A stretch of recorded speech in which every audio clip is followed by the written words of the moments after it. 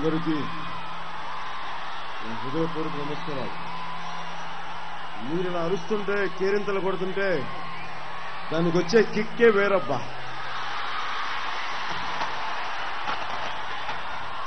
నాకు ఎక్కువసేపు సమయం లేదు. పోయినసారి ఇక్కడే సభ పెట్టినప్పుడు వైజాగ్లో జనసేన సభ మీ అందరు ఇచ్చిన మద్దతు నాకు ఎంతో ధైర్యాన్ని ఇచ్చింది.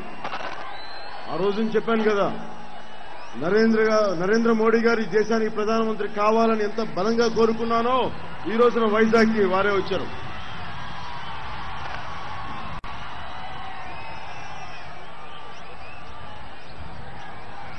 నేను మీకు మొన్న చెప్పాను, మీకు ఎవరికి ఇష్టమైతే వాళ్ళకి ఓటేయండి అని. కానీ ఇంకా నన్ను అడిగారు, నువ్వు ఎవరికి ఓటేయాలో చెప్పు, మేము వాళ్ళకి ఓటేసి గెలిపిస్తామని. అంటే నేను చాలా గంటలు, చాలా రోజులు దాని మీద ఆలోచించాను. అప్పుడు దాకా నరేంద్ర మోడీ గారు నా మనసులో ఉన్నారు.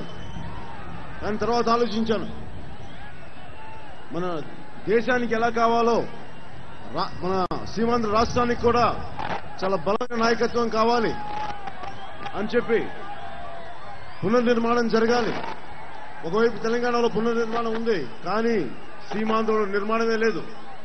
ఇలాంటి పరిస్థితుల్లో అనుభవం ఉన్న నాయకుడు కావాలి. బాగా అన్ని అర్థం చేసుకున్న, ప్రజల అవసరాలు అర్థం చేసుకున్న నాయకులు కావాలి. వీటన్నిటిని ఆలోచించి మనస్ఫూర్తిగా ఒక కొత్త రాజధాని కావాలంటే అదంత సులువు కాదు. అది ఒక సినిమా సెట్టింగ్ కాదు, ఒక 6 నిమిషాలు పాటకేసే సెట్టింగ్ కాదు. అది 8 కోట్ల మంది కట్టాల్సిన ఇల్లు. ఒక హైదరాబాద్ లాగా మొత్తం కేంద్రీకృత ఒకచోటే పెట్టకుండా అన్ని చోట్ల సమానమైన అభివృద్ధి చేయాలి. ఇలాంటి దిశలో నాకు కనిపించింది శ్రీ నారా చంద్రబాబు నాయుడు గారికి కనిపించారు. ఒకవైపు సీమాంధ్ర ప్రాంత ఆత్మగౌరవాన్ని కాపాడలేని వైఎస్ఆర్సీపీ జగన్మోహన్ రెడ్డి సీమాంధ్రకు ముఖ్యమంత్రి కావాలని ప్రయత్నిస్తున్నాడు, ఆలోచిస్తున్నారు.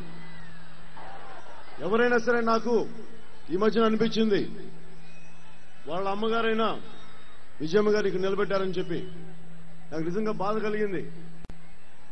నిజంగా ఒక వయసు వచ్చిన కొడుకు, అందొచ్చిన కొడుకు, ఇంట్లో సుఖంగా చూసుకోవాల్సిన తల్లిని తన స్వార్థం కోసం మళ్లీ తిరిగి ఇక్కడ ఎండలో పెడతారా? మీరు చెప్పండి. నిజమైన కొడుకు ఎవరైనా సరే వయసు వచ్చిన తల్లిని గుండెల్లో పెట్టుకొని ఇంట్లో చూసుకుంటారా? లేదంటే అమ్మా నువ్వు నా కోసం కష్టపడు, నువ్వు రోడ్ల మీదకి వెళ్ళు, ఎండలో తిరుగు అని తల్లిని ఎవరైనా కష్టపెడతారా? అన్యాయం కదూ, దుర్మార్గం కదూ, స్వార్థం కదూ. సొంత తల్లినే స్వార్థంగా చూసుకో, ఇంత దుర్మార్గంగా, ఇంత స్వార్థంతో నిండిపోయి తల్లినే పంపిస్తుంటే రేపొద్దున సీమాంధ్ర మన ప్రాంతానికి ఏం చేస్తారు, మన ప్రజలకు ఏం చేస్తారు అని మీరు ఆలోచించుకోండి. నేను ఈ మధ్యన చూశారు, మొన్న అడిగారు, మొన్న నేను వచ్చినప్పుడు ఒక్క నాయకుని ఒక్క మాట అనలా. కేసీఆర్తో సహా చాలా మర్యాద ఇచ్చాను. 2 మీటింగ్స్ లో కూడా ప్రతిసారి చాలా మర్యాద ఇచ్చాను. ఒక్కరి గురించి చెడుగా మాట్లాడలా, ఒక్కరిని కించపరచలా. మనం మంచి మర్యాద ఇస్తే వాళ్ళు ఏం చేశారు, నాతో ఆపలా. సీమాంధ్ర ప్రాంత ప్రజలను తిట్టారు. అలాగే ఇంకక్కడితో ఆకుండా వాళ్ళ సోనియా గాంధీని తిట్టారు. అందరినీ తిడతా ఆఖరికి దేశమంతా కోరుకుంటున్నా ప్రధానమంత్రి అభ్యర్థి అయిన శ్రీ నరేంద్ర మోడీని గారు కూడా పదే తిడతా ఉంటే నాకు విసుగొచ్చింది. దేశ సమగ్రతను అలాగే చెడగొట్టావు కేసీఆర్, ప్రాంతీయ వైషమ్యాలు రెచ్చగొట్టావు. కానీ ఇప్పుడు దేశానికి అందరూ కోరుకునే నాయకుని కూడా నువ్వు తిడుతున్నావని చెప్పి నేను ఓరుగల్లులో చాలా బలంగా మాట్లాడాను. తాట తీస్తానని చెప్పాను. దానికి నా మీద కేసులు పెట్టారు. ఒకవైపు మనం ఇక్కడ ఇలా ఉంటే అక్కడ తెలంగాణ ప్రజల్ని రెచ్చగొట్టి సీమాంధ్రులు వేరే అని మాట్లాడతా, ఒకవైపు ఇక్కడ విజయనగరంలో బొత్స సత్యనారాయణతో అనేక రకమైన సంబంధాలు, అది వ్యాపారాలు, స్నేహం, ఏదైనా కావచ్చు, అన్ని రకాల సంబంధాలు. ఒకవైపు కేసీఆర్ కుటుంబం తెలంగాణ ప్రజలను మోసం చేసింది, ఒకవైపు ఈ వైఎస్ జగన్మోహన్ రెడ్డి కుటుంబం, ముఖ్యంగా వైఎస్ జగన్ ప్రజల్ని మభ్యపెడుతున్నారు. ఇన్ని మోసాలు చేసి, ఇన్ని దౌర్జన్యాలు చేసి ఈ రోజున మన రాష్ట్రం నిట్టు నిలువునగా చీలిపోయిందంటే దానికి కారణం వైఎస్ జగన్ యొక్క స్వార్థపూరితమైన కోరిక ముఖ్యమంత్రి కావాలి అని చెప్పి.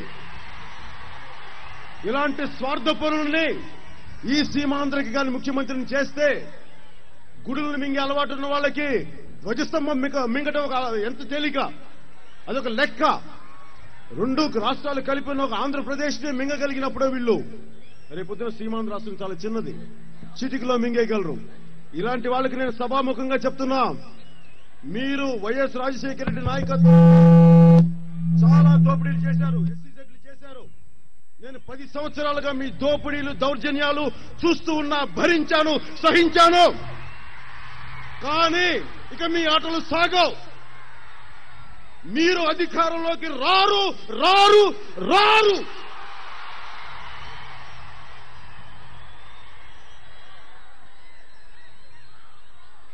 ఇప్పుడు దేశానికి రాష్ట్రానికి కావాల్సింది చాలా బలమైన నాయకత్వం, చాలా పటిష్టమైన నాయకత్వం.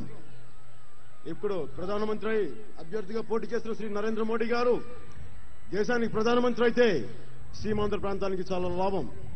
మీకు తెలుసు, ఎన్నో ఉగ్రవాదుల దాడులు పార్లమెంట్ మీద దాడి చేసినా కానీ మనకు ఒక్క మాట గుర్తుందా? దాడి చేస్తే ఎవరికి ధైర్యం లేదు మాట్లాడటానికి, ఎవరికి అసలు గుండెల్లో ధైర్యం లేదు. మనకి ధైర్యం ఉన్న తెగింపున్న నాయకుడు కావాలి, అతను మన ప్రధానమంత్రి కావాలి, అది శ్రీ నరేంద్ర మోడీ కావాలి. అందుకనే అన్ని వదులుకొని, సినిమాలు లేవు, అన్ని వదులుకున్నాను, అన్ని వదులుకొని వచ్చాను. నాకేం అవసరం లేదు. ఈ దేశ సమగ్రత బాగుండాలి, మనకి జాతి వైషమ్యాలు ఉండకూడదు, తెలుగు జాతి ఒక్కటిగా కలిసి ఉండాలి, 2 రాష్ట్రాలుగా విడిపోయినా కానీ అనే ఉద్దేశంతో నేను అన్ని వదులుకొనే వచ్చాను. చంద్రబాబు గారు నాకు బంధువు కాదు, స్నేహితుడు కాదు, ఏమీ కాదు. మన రాష్ట్రాన్ని పరిపాలించిన ఒక 9 సంవత్సరాలు పరిపాలించిన ఒక ముఖ్యమంత్రి, ఆ ముఖ్యమంత్రికి ఇంకొకసారి ముఖ్యమంత్రి కావాలి, సీమాంధ్రకు ముఖ్యమంత్రి కావాలి అని మనస్ఫూర్తిగా ఆకాంక్షిస్తూ నేను ఈ రోజున వైజాగ్ నడిబొడ్డుని ఇక్కడ నిలబడి మీకు మరీ చెప్తున్నాను.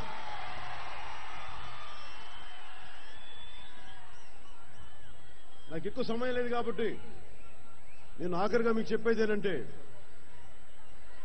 వర్షం కూడా పడుతుంది, శుభసూచకం. ఇక్కడ సీమాంధ్రలో చంద్రబాబు నాయుడు గారిని నేను ముఖ్యమంత్రిగా చూడాలనుకుంటున్నాను, మీతో సహా. మీ అందరూ ఆయన ముఖ్యమంత్రిగా చూద్దాం. అలాగే శ్రీ నరేంద్ర మోడీ గారిని ప్రధానమంత్రిగా చూడాలని మనస్ఫూర్తిగా ఆకాంక్షిస్తున్నాను. అలాగే ఆయన తరపున అభ్యర్థిగా శ్రీ హరిబాబు గారిని ఇక్కడ వైజాగ్ పార్లమెంట్ అభ్యర్థిగా గెలిపించాల్సిందిగా కోరుకుంటూ, వారి తరపున తెలుగుదేశం పార్టీ తరపున నాయకులందరికీ ప్రతి ఒక్కరిని గెలిపించాల్సిందిగా కోరుకుంటూ మనస్ఫూర్తిగా ధన్యవాదాలు తెలిపి సెలవు తీసుకున్నాను. జై హింద్.